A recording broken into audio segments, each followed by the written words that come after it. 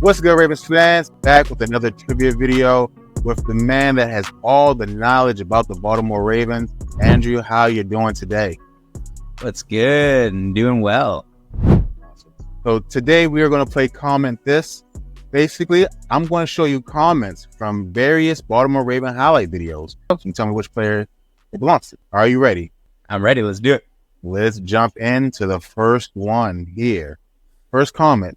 Hell of a beast and forever a Raven in my heart. Again, very vague, right? So we can go to the next one. Yeah. Let's jump to it. All right. I remember not being happy when we let him go after the Super Bowl. The man was good. Anquan Bolden. This is crazy. Wow. Anquan Bolden is the answer. It's because we all had the same emotions when we let him go after the. Like, I get it, salary cap, whatnot, but like that was not the guy to let go. And he was saying too, like, if I don't want to leave the Ravens. I want to retire a Raven. That was a tough one, a tough pill to swallow. But truly, agree with one word fire up there. Forever a Raven in my heart. Yep. Awesome, man. That was pretty good. Okay. All right. There's the next player. Enjoy retirement. You'll always be a Raven in my book, along with the others that left. Okay. It's like 5 years ago. Let's see. Somebody probably retired for the 2018 season or something. I don't know. T-Sizzle? No, not T-Sizzle. All right, let's keep on going. Ray Lewis better give much props to this guy, as well as Sam Adams and Saragusa when he gives his Hall of Fame speech. Oh, yeah, the big guys up front who are eating all that space so Ray could just do his thing. It's got to be Haloti, right? Haloti Nada. No, Sue, not a problem. It is Haloti Nada. It is Haloti Nada. Yeah, truly. Yeah. Well, great career, well-deserved retirement, and forever a Raven. Forever Raven, and again, special. People don't, again, right, in order to be like remembered in the wider NFL scope, you have to be like an all-time kind of great player. Unless you are special, you have like a super special year, right? But if you're consistently great, like he was, there was like 5 years where he was arguably a top 2 to 3 defensive tackle in football. But somehow we let him go by the wayside in our memories, when we think about those kind of players. So just one of the best to lace him up for the Ravens at that position, for sure. All right.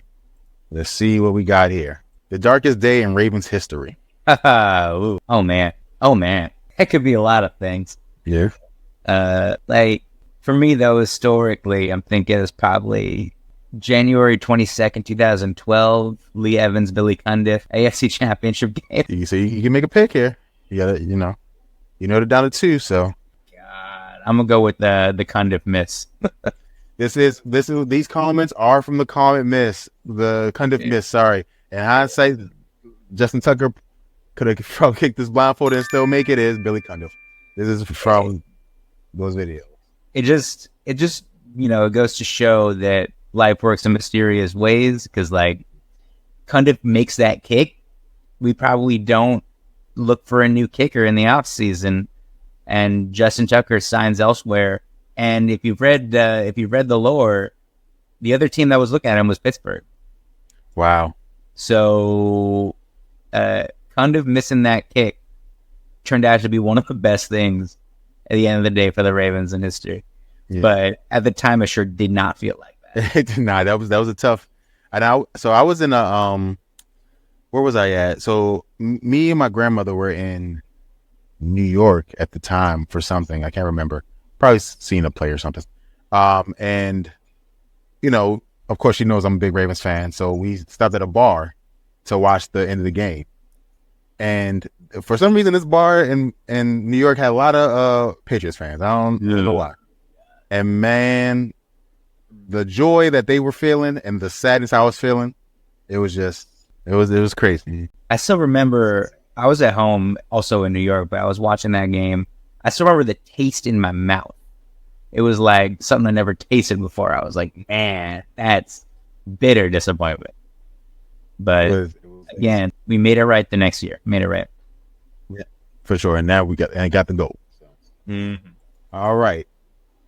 My favorite Raven. Never knew he wore 28 early in his career, though. 28 early in his career. Think of Ravens who wore the number 28. Damn. I mean, if it's guys, I mean, we only made that uniform number switch pretty recently. Yep. So if we're going by most of history, 28's got to be a running back or a D-back. Is it Rod Woodson? It's not Rod, so let's take this next hint. My favorite cornerback of all time. Cornerback of all time. Ooh, okay. Is it Ladarius Webb? It's not Ladarius. All right, we'll take one more. He dominated the early 2000s. He was a beast in the excellent lockdown corner. Chris McAllister? It is Chris McAllister. Yeah. I didn't even realize he wore 28 as well. Yeah. So early in his career, they made the switch to 21, as we all know and love. But yeah, and so it has some really good highlights on YouTube if you ever want to check them out. Oh yeah, it's like truly, especially if you're younger and don't know like the Chris McAllister era, dude was electric. Yeah, he's legitimately great.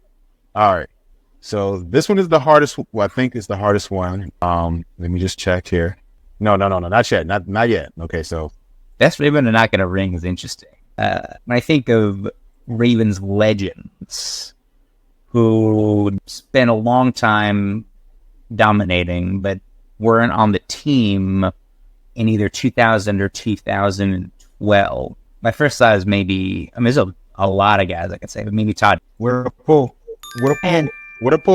Yeah. Tall heat. See, for me, he's such a part of the fabric of that bridging those two eras of Ravens, that he's an honorary member of that 2012 team. I hear you. I hear you. And again, just incorporates and encapsulates what it means to be a Raven, right? Hard worker, has skills, has talent for sure, but does the little things right as well, to get us to be as good as we can be, right? Especially with the limited play we used to have in our offensive times. Yeah. He saved a lot of made a lot of quarterbacks look a lot better than they were. No, 100% for sure. Okay, let's see here. Blank was literally my whole childhood. Drafted when I was 6 and just left when I'm 16. It's crazy when you think about it that way. Damn. I mean, could it be Flacco? Yep. It is Joe Flacco. I think a lot of us felt that way. I was I was 13 when he was drafted. Like, I'd spent the first 10 years of my Ravens fandom going from quarterback to quarterback and thinking all right, there's this dude from Delaware. I'm gonna have to, sit him for a while he adjusts to the NFL game. Then Bowler got hurt and Troy Smith got tonsillitis. And then Flacco had to start from day one, and it took a torn ACL that he finished the drive that he tore it on in 2015 for him to miss a single game. It's amazing, right? And again, he does get a lot of hate from outside of the Ravens community for sure.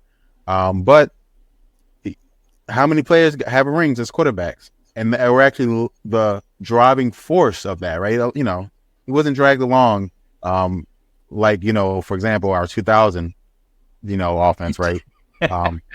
He was Trent Dilfer out here catching strays. Sorry, I like Trent, but but it's just Joe was the driving force of that team in those playoff games for sure. So, all right, this one's the hardest one. I went to college at Alabama with him, and they were great friends. Yeah, my dad went to college at Alabama with him, and they were great. You throwing me a curveball? This would be Ozzie Newsome. It's not Ozzie. It's not Ozzie. This is played for the Ravens, so I'll give you another one because I do see that curveball. So I'll give you another one before we jump on. Another guess? Oh no, I can go into the next one. Oh no, okay. All right. Won't lie, it felt nice to see Hines get folded like that. That's for all the cheap shots he took over the years. Oh, I know exactly who this is. Jared Johnson. And I thought this was going to be harder because I could not find any highlight videos of Jared Johnson on YouTube. Not one. The only highlight video I could find was this hit. This is the only one. That's because Jared Johnson is one of the most underrated Ravens of all time. Yeah. dude came in as like a 4th-round pick, got very little playing time, paid his dues in special teams, and it was only until after like Adelius Thomas left for free agency, and then a couple of other guys left, that he like was able to get his opportunity. And I remember thinking, like, I don't know, this guy hasn't really shown much because he hasn't gotten the opportunity to. That he came in and just became the part of the fabric of that defense. Like, so underrated, did his job without any recognition. And that, when he laid out Hines Ward on that Ed Reed interception, that was a special one. I watched that one from time to time. Yeah, one of the most rated players in Baltimore Ravens history for sure. So, all right. Again, another great performance. A couple of in the first question, just very a breeze for you. Yeah, awesome. You guys, so much, guys. Go Ravens. Go Ravens.